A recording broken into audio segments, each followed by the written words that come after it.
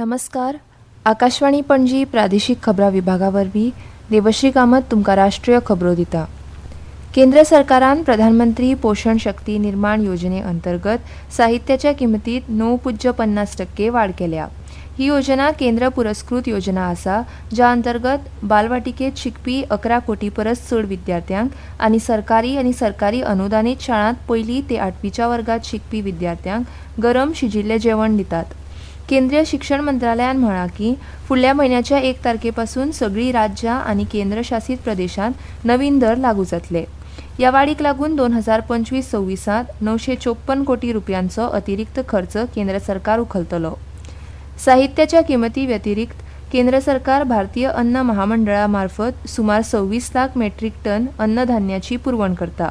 अन्नधान्याचो 100% खर्च सरकार उखलता, जातून दर वर्सा अंदाजे 9,000 कोटी रुपयांचे अनुदान आनी FCI डेपोंतल्यान शाळा मेरेन अन्नधान्याच्या येरादारी खर्चाचो 100% समावेश आसा. 26/11च्या मुंबय दहशतवादी हल्ल्यांतलो आरोपी तहव्वूर राणा हाका आज भारतांत हाडटले.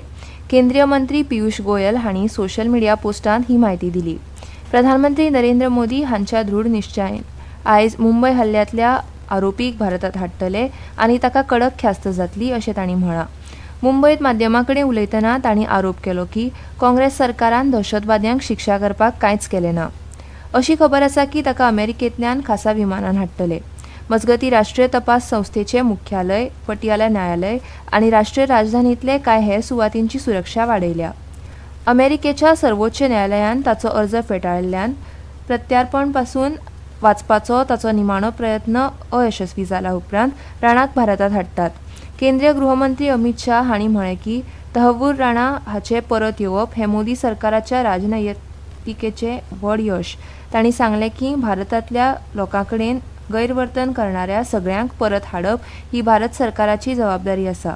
गृह राज्यमंत्री नित्यानंद राय हांणी म्हळें की प्रधानमंत्री नरेंद्र मोदी हांणी पदभार स्विकारल्या पासून देशांतल्या देशविरोधी घटकांर कडक नजर दवरल्या.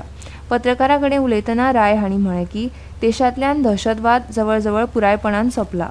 गेल्या 14 वर्सांत भारतांत अस्थिरता निर्माण करपाचो प्रयत्न करप्यांचेर कठोर कारवाय केल्या. वक्फ सुदारणा कायदो 2024च्या घटनात्मक वैधतेक आव्हान दिवपी याचिकांचेर सर्वोच्च न्यायालय ह्या म्हयन्याच्या 16 तारखेक सुनावणी करतले. भारताचे सरन्यायाधीश संजीव खन्ना आनी न्यायमूर्ती संजय कुमार आनी KV विश्वनाथन हांचो समावेश आशिल्ले खंडपीठ ह्या प्रकरणाची सुनावणी करतले. सुनावणी घेनासतना ताच्या विरुद्ध कसलोय प्रतिकूल आदेश दिवचो न्हय हे खातीर एका याचिकाकर्त्यान अर्ज दाखल केला. वक्फ सुदारणा कायदो 2025 मंगळार सावन लागू जाला. राष्ट्रपती द्रौपदी मुर्मू हांणी ह्या कायद्याक दिल्ल्या संमती उपरांत सरकारान ह्या संदर्भात अधिसूचना जारी केल्या. हॉकींत भारतीय बायलांचो पंगड 26 एप्रील ते 4 मे मेरेन 5 सामन्यांच्या मालिके खातीर ऑस्ट्रेलियाच्या दौऱ्यार वतले. 26 आनी 27 एप्रिलाक ऑस्ट्रेलिया A पंगडा आड सलग 2 मॅची जातल्यो. उपरांत 1, 3 आनी 4 मेक वरिश्ठ ऑस्ट्रेलियन पंगडा आड 3 मॅच जातल्यो. सगळे खेळ पर्थ हॉकी स्टेडियमाचेर जातले. सध्या FIH संवसारीक क्रमवारीत भारत 10वे सुवातेर आसा, जाल्यार ऑस्ट्रेलिया 5वे सुवातेर आसा. भारतीय हवामान खात्यान आयज अरुणाचल प्रदेश, आसाम, मेघालय आनी सिक्कीम हांगा कांय सुवातींनी घोग्यांनी पावस पडपाचो अदमास काडला. बिहार, उपहिमालयन अस्तंत बंगाल आनी सिक्कीम, तमिळनाडू आनी केरळातूय अशीच परिस्थिती अपेक्षीत आसा. भारतीय हवामान खात्याच्या म्हणण्या प्रमाण उत्तराखंड, झारखंड, हिमाचल प्रदेश आनी पंजाबात विजासयत वादळ येवपाची शक्यताय आसा. तशेंच फुडल्या 3 दिसांत वायव्य भारतांत चडांत चड तापमान 2 ते 4 अंश सेल्सियस ल्हव वाडटलें असो अदमास हवामान खात्यान उक्तायला. ग्लोबल टेक्नॉलॉजी समीट GTS 2025ची 9वी आवृत्ती आयज पासून नवी दिल्लीत आयोजीत जाता.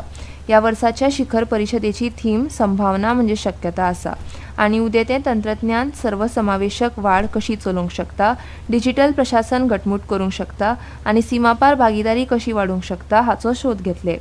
3 दिसांच्या ह्या शिखर परिशदेत 40 परस चड भौशीक सत्रां आसतलीं, जातूंत मुख्य भाशणां, मंत्रीस्तरीय संभाशणां, तज्ञांचे पॅनल आनी धोरणात्मक संभाशणां हांचो समावेश आसतलो. आनी इतल्यान ह्यो राष्ट्रीय खबरो सोंपल्यो. आकाशवाणी पणजी केंद्राचे मुखावेले राष्ट्रीय खबरापत्र तुमकां आयकूंक मेळटलें फाल्यां सकाळीं 8:40 नमस्कार.